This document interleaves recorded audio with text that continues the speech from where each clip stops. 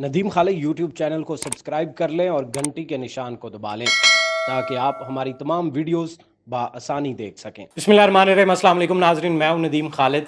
नाजरीन, मेरे साथ कराची का एक ऐसा बदकिस्मत ख़ानदान मौजूद है नाजरीन, जो कभी ज़कात देते थे, जिनके पास कभी गाड़ियाँ थी, कभी इनके यहाँ मुलाजम भी थे, और एक दिन अफसोसनाक वाक़या पेश आया जिसके बाद इनके ज़िंदगी के हालात बदल गए।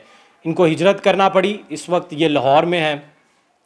ईद जो कि सबके लिए खुशियाँ लाती है, ईद से कबल बड़ी ईद थी और उससे कबल ईद उल अज़हा से पहले इस ख़ानदान ने 1 करोड़ रुपए के जानवर लिए, जिनको इन्होंने बेच के मुनाफा भी कमाना था और जिनसे लिए थे उनसे भी रकम इस भाव ली कि उनको बाद में अदा करेंगे। जब मुनाफा कमा लेंगे मुनाफा भी आधा आधा होगा। लेकिन डकैती हो गई उसी दिन और रात को डकैत आए। ये सारा क्या वाक़या पेश आया, कैसे इनकी ज़िंदगी बदल दी, इस एक वाक़े ने। अस्सलाम वालेकुम। वालेकुम सलाम जी। माँ जी, मुझे ये बताएं कि क्या उस दिन अफसोसनाक वाक़या पेश आया था, उस दिन की क्या याद है आपकी?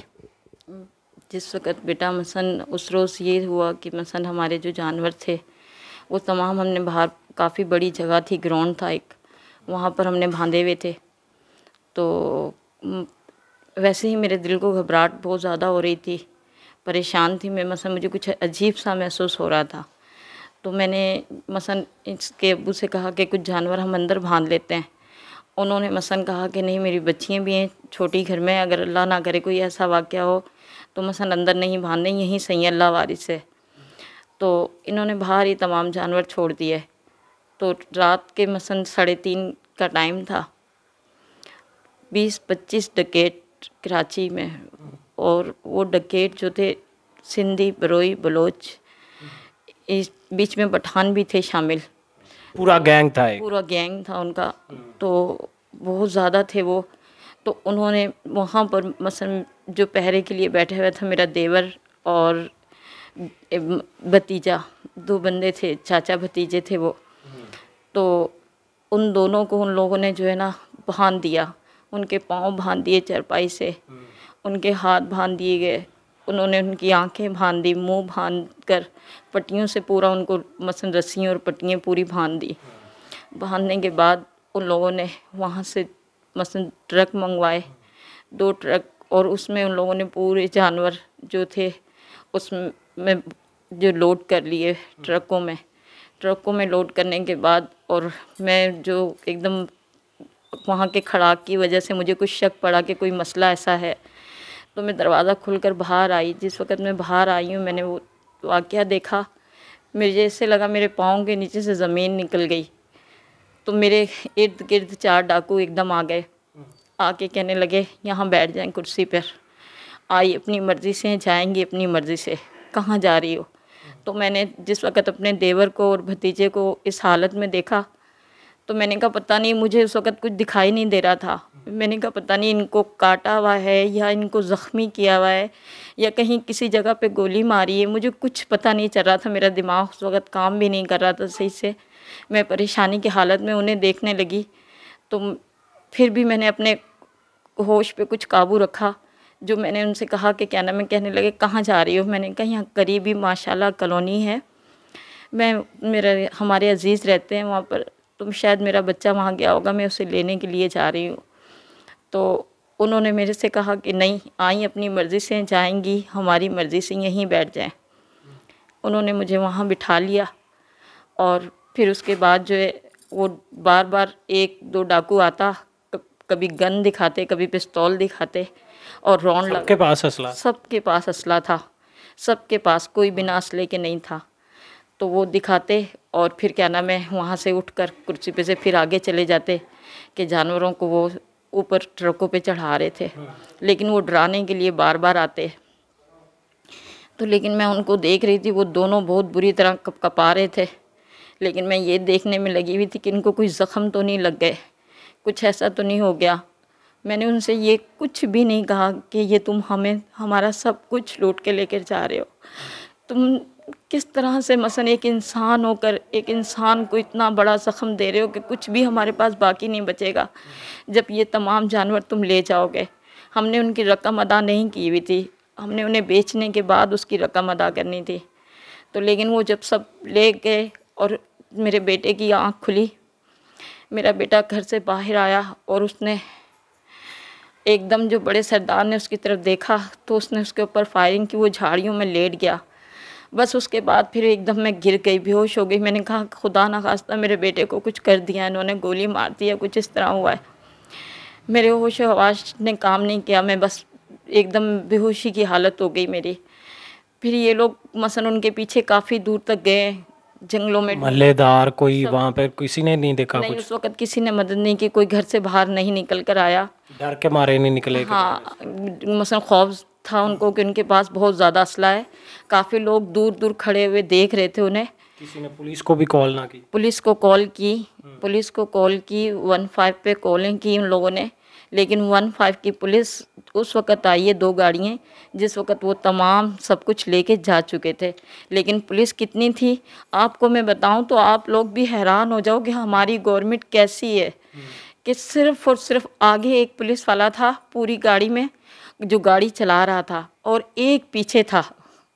दोनों गाड़ियों में सिर्फ 2-2 पुलिस वाले थे जो क्या करते, अगर वो पकड़ते भी तो वो कुछ ना करते। लेकिन मेरे कहने का ये मतलब है कि पुलिस उनसे शायद मिली हुई थी, जो उन्होंने मसलन 2-2 पुलिस वाले आए हैं, बहुत सारे इलाके वालों ने उन्हें फ़ोन किए हैं, तब जाके वो पहुँचे हैं। लेकिन जब पहुँचे, जब उनको उनके टाइम का पता था कि अब वो वहाँ से रवाना हो चुके होंगे, खाली वो ट्रकों में उन्होंने जानवर भरे और उनके पास तमाम जितने भी वो बंदे थे उनके पास सब मोटरसाइकिल थे, 125 मोटरसाइकिल थे बग़ैर नंबर प्लेट के। मैंने सब वो वहाँ बैठे हुए सब कुछ मसलन तवज्जो से देखा कि किसी गाड़ी के पीछे नंबर प्लेट नहीं लगी हुई थी, बिना नंबर प्लेट की गाड़ियाँ थी और उनके पास हर तरह का असला था। तो थाने में आप लोगों ने फिर बाद में कोई पर्चा उनके खिलाफ कटवाया? जी, उनके खिलाफ पर्चा कटवाया हमने, सब कुछ। उन्होंने हमें वो वहाँ पे बार बार बुलाते रहे, कभी स्टेचू बनवाने के लिए, कभी कुछ। तो जिस वक़्त मैंने 3 बंदों के चेहरे कुछ याद थे मुझे, तो मैंने जिस वक़्त वो बनवाए हैं, तो एक जो बनाने वाला होता है वो दूसरे पुलिस वाले से कहने लगा कि कहीं ये किसी बेगुनाह को ना पकड़वा दें। तो जिस पे मैंने उसको ये जवाब दिया कि 20-25 बंदों में से मुझे सिर्फ 3 के चेहरे कुछ याद हैं, ठीक है, 3 चेहरे याद हैं, तो उनमें से वो आपको बेगुनाह लग रहे हैं, हम बेगुनाह आपको नहीं लग रहे, जिनका सब कुछ लुट गया, जिनके पास कुछ भी बाकी नहीं रहा। आपको हमारे ऊपर एक मर्तबा भी तरस नहीं आ रहा कि हमारे साथ क्या बीती, ऊपर से आप कह रहे हैं कि किसी बेगुनाह को ना पकड़वा दें। 25 बंदों में से पुलिस उनको पकड़ने नहीं जाती? पुलिस जिस वक़्त भी आती है थी वहाँ पर तो सिर्फ अपना ख़र्चा पानी लेने के लिए। उल्टा आपसे खर्चा पानी? हाँ, हमारी से खर्चा पानी। ये मेरा माजूर बच्चा उस वक़्त उस दफ्तर में लेटा हुआ था, तो जिस वक़्त इसको भी उन्होंने लातें मारी, उनको ये पता था कि ये जो जगह है यहाँ पे ही लेन देन के जो जानवर जाते हैं उनके पैसे इस कबट में रखे हुए होते हैं, उनको ये तक इल्म था। तो उन्होंने इससे कहा कि चाबियाँ दो, इसने कहा मेरे पास चाबी नहीं है।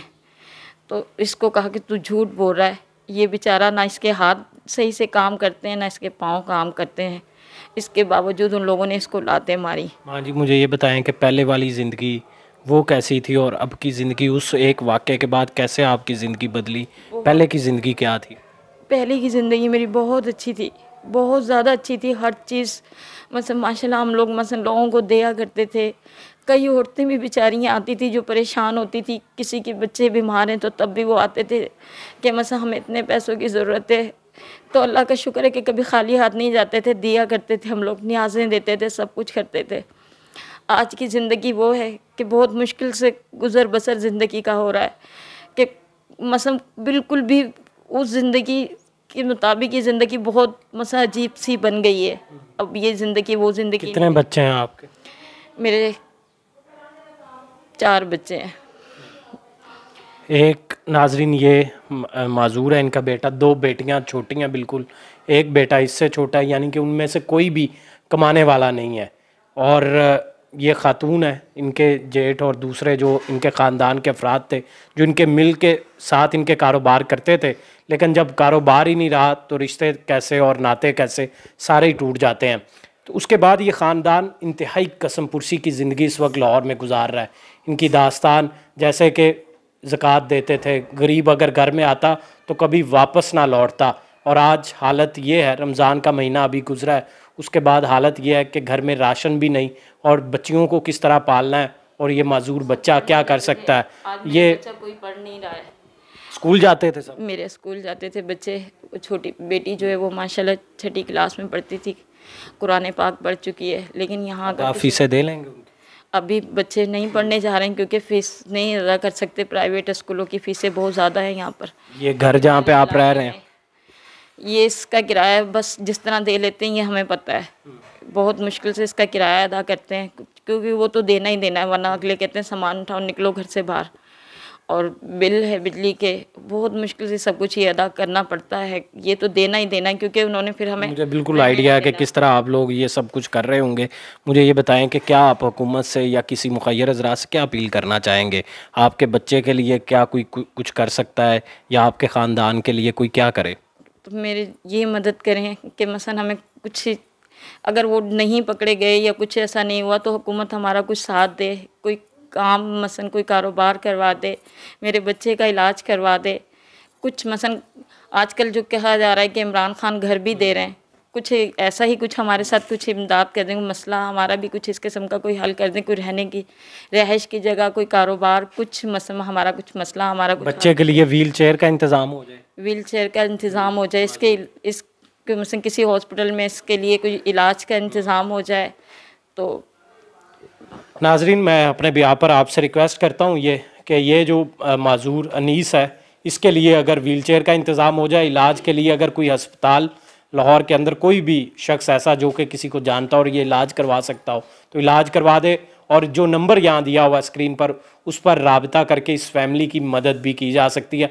आपको अल्लाह की ज़ात ने बहुत दिया है, आज है कल नहीं भी होता।